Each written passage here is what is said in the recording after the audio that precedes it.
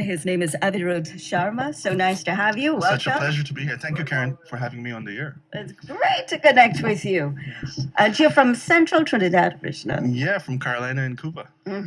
And you lived here for how long? Well, living, boy, you got to start where the story begins when I was in Carolina, but we migrated to India and then came back for about 9 months. I went to, right here in Montrose Vedic in the Chaguanas, and then migrated to the States, and that's a whole other story. Well, we love stories. At least I do. I love stories on the show. So just to introduce what you do to our listeners, probably hearing about you for the very first time, a Recording Academy voting member? Yes. So I was honored to be selected by the Grammy committee and to be inducted by the Recording Academy, which is it's a very prestigious and honorable role. So basically, my role is to critique the albums that are submitted for the Grammys, and I basically nominate the albums for the Grammy Awards coming up February 1st. February 1st, yeah, that's right. So you listen to all those albums? Yes. With an unbiased ear, I have to listen to them and basically submit what I think deserves that nomination. So what exactly do you listen for? I have my own criteria. I mean, in looking at composition, looking at structure, arrangements, what kind of musical influences are in the album, what's the intention of the composers and the artists. So it's a combination of factors. How long have you been doing that? Just this July. Just last July. September was the first round, and then December was the second round of the voting. And so now I'm looking forward to, see who wins. Awesome. Thank you. Why Tabla, though?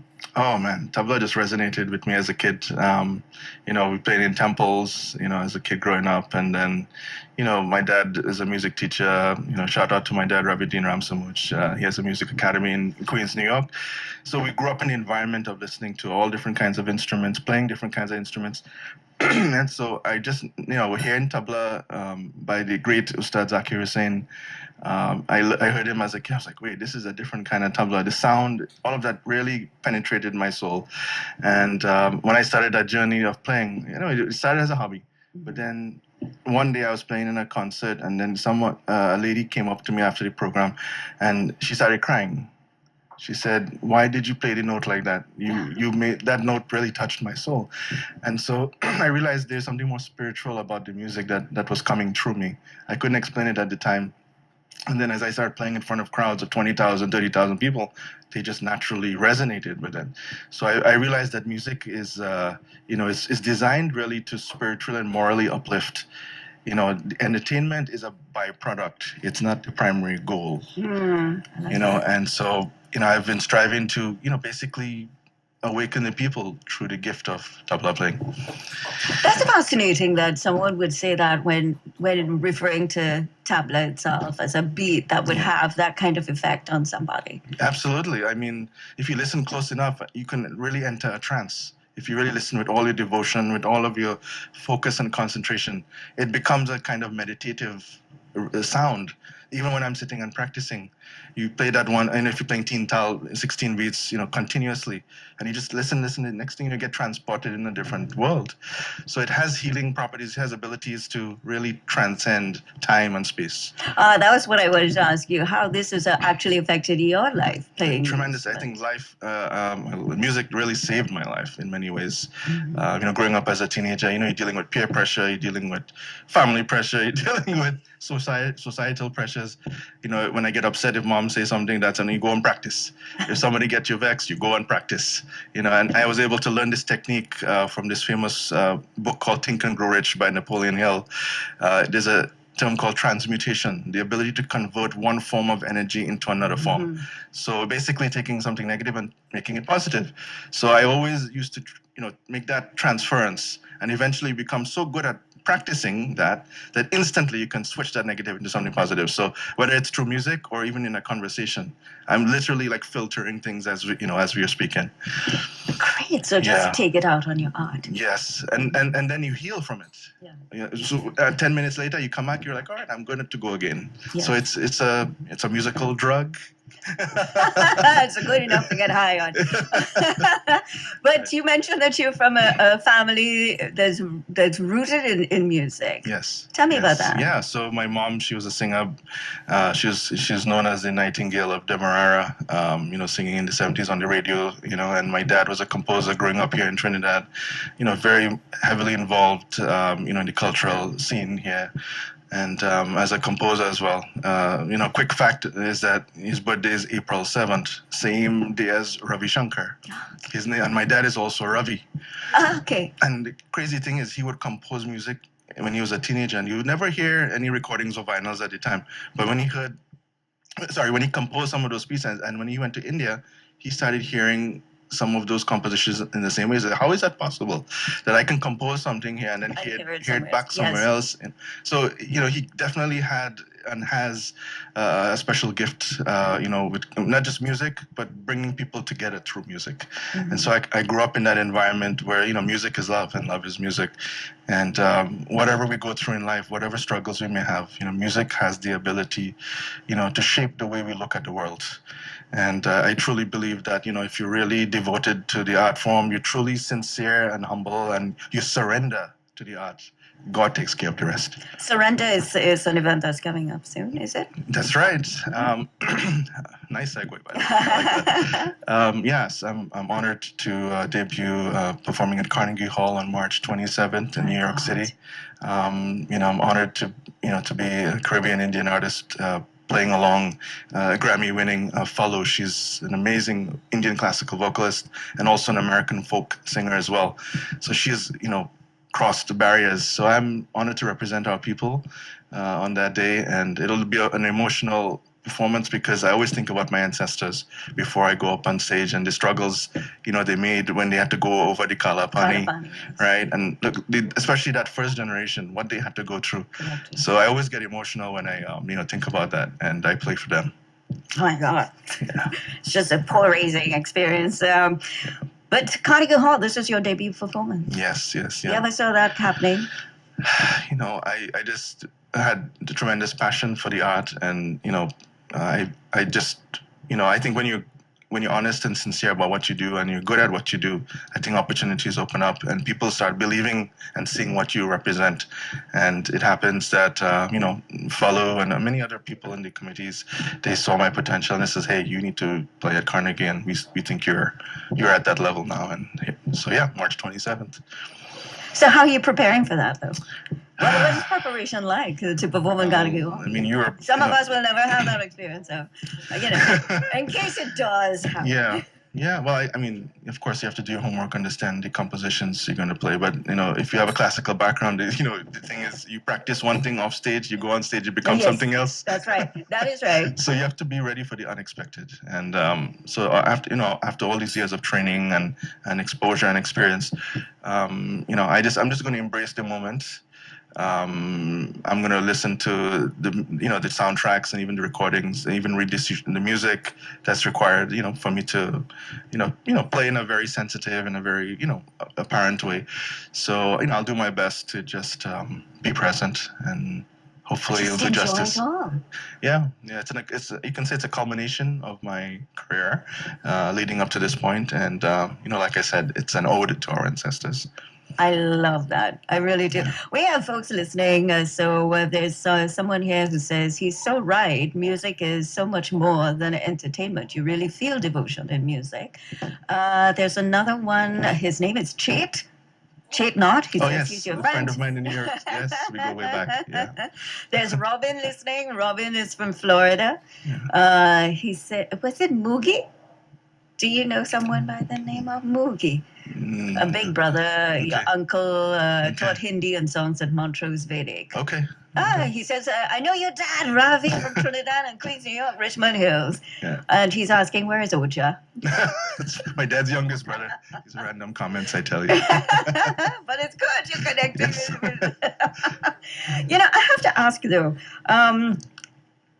with regards to classical music, How do you see this evolving though, with so many contemporary genres, Yeah. especially now that you're working in the Recording Academy, working with Grammy Awards and so on, Grammy nominated albums. How do you see this expanding Hindustani classical music, to be precise? Yeah. You have to be able to keep the essence and the purity of the art, but then you also have to learn how to adapt without compromising. There is a way. I mean, myself as a tabla player, I mean, one day, I'm playing with, a classical artist. The next day, it could be with a Bollywood singer like Kailash Kher. Another day could be with an electronic artist. The key is your values have to be consistent. The music, your philosophies have to be consistent. And when you enter these spaces, again, that surrender translates into all these spaces. So when you start performing with these level and caliber of artists, they recognize that energy, they recognize that sincerity, and of course the philosophy really penetrates through the music, and there's a way to keep it consistent. You mentioned Kailash Kher. Yes. You worked with him. Yeah, several times, and it was amazing. Their band leader, he sent me a bunch of tracks. Literally, it was like 3 days. This is the first time when I worked with him. They sent about 25 tracks of music. I had like 2 days to learn it, and literally no rehearsal. Step foot on stage and play as if you've been playing with them for like 20 years. So I just, it's preparation, it's trust, and yeah, he came up, he smiled afterwards. He's like, "All right, you're meant to be here." So I've been playing with him since 2016. Yeah. Do you feel that kind of blessing coming through when you interact with folks like that? Absolutely. Not everyone gets the opportunity to work with these level of artists, right? And so I think the key factor is being authentic. When you're working with all these people, don't be pretentious. They can see right through you. They cut right through you. And I've worked very hard to preserve my identity and be honest about it. And people naturally see that. I don't have to put on, right? And so musicians naturally, they want to get to know me more and say, "Hey, let's do this, because they see that we're like-minded and our values are similar. Similar, right? Right. So you can be from different genres and still have those similar values, right?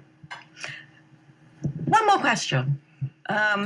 With regard to a younger audience, and I want to use younger because that seems to be the kind of mission with a lot of institutions, companies, marketing. You want to go after younger.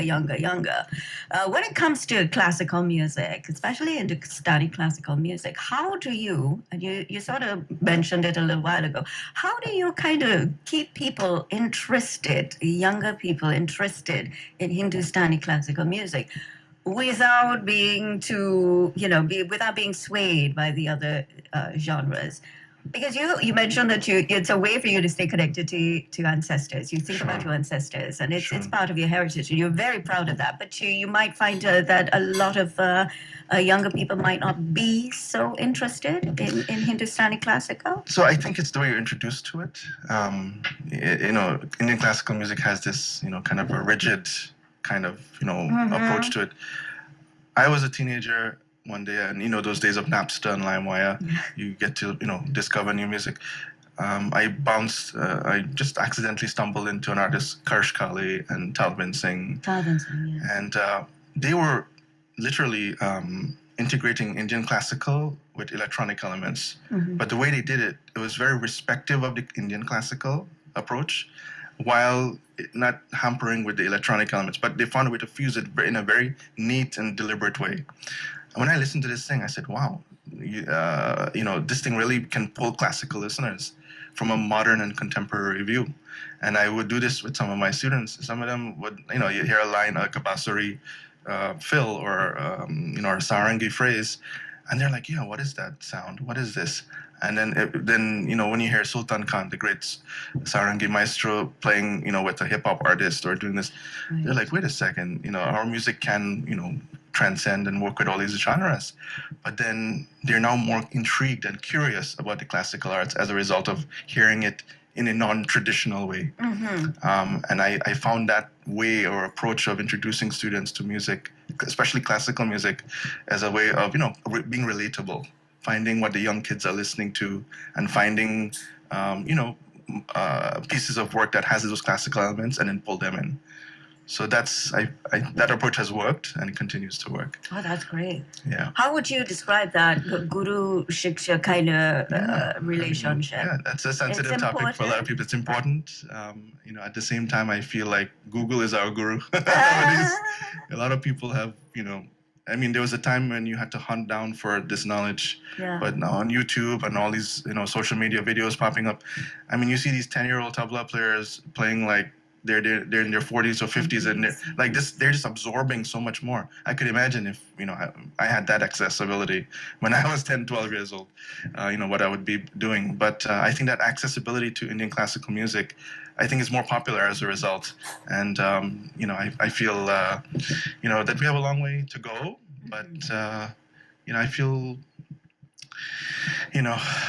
we have to promote it more. We have to definitely promote and propagate it more. And it is a serious art form. You have to really devote yourself into it and practice. But, with dedication and the influences are very important. Yeah. Right? Yeah. Having the right influences, help you to keep moving forward. I find based on my experience, I found that sometimes the younger ones don't want to take that slow, disciplined path to success when it comes to a classical self-gratification. Everybody wants it now. Yeah. It's like cooking, right? It's cooking. When you chunky the curry, you have to allow it to cook slowly at the end. Right, and everything infuses. And then exactly, you have to just kick it all in. Right. Same Not thing. a dash of this and a dash of that, and you end up with something. Right. But it could work. Yeah, I cook like that. I just described my cooking habit. So March 27th, Carnegie Hall. Yes. We wish you the very best. Thank you so much, Karen. I appreciate it. Like I said, there's a sense of pride and, to represent our people on that day. And I'll continue that mission. Okay, so we have another one for you. Ask him if he knows Raja Dhraj. Of course, it's sad news. Yes. Great I pioneering. spent the entire weekend Pioneering Dholak reading maestro in our posts about community. him. Yeah. I was fortunate to play with him on tour with Avirodh Sharma when he was alive. Yeah. We did several concerts together, and we always talked about music and so forth. So he will be greatly missed, like the late Dexter Raghunandan. Yes. These are also, exactly. we have to plan some kind of a concert or event to honor the great maestros that have left in the past, to not forget them. So let's throw that out Especially there. those from our diaspora, because Correct. they're gone, and then you That's just it. get a post about it, and then you Agreed. move on to something else. Agreed. But you did tremendous service for music and guided a lot of young, musicians. Yeah. Well, thank you very much for dropping in today. Of course. Thank you for having me, Karen. You've certainly inspired me. Oh, I haven't thank you. danced in a bit, so I think now I'm going to. I'll leave you with this. Yeah. Kathak Let me. Well, it's A little kuchipuri. Kathak I'm kuchipuri, but go ahead. Go ahead. Tataka tunga, dage dengi da, dadinta, da, kirida, kata, tunga, nakita taka, taka, digin, da, titikata, digin, da, titikatting da, titikatting da. Thank you so much. Thank you for having me again, Karen. You're lucky I was seated, otherwise I was going to do all the spins. I wouldn't embarrass myself. But thank you very much. This is great. Thank you This is again. wonderful. Keep inspiring others. Keep inspiring the many other generations to There's a responsibility that comes with that. It is a responsibility. I like that very much. And we hope to hear more from you. We hope to see you. I'll be back. What brings you to Trinidad, though? Well, shout out to my kaka. It was his 65th birthday, Prakash, in Cuba.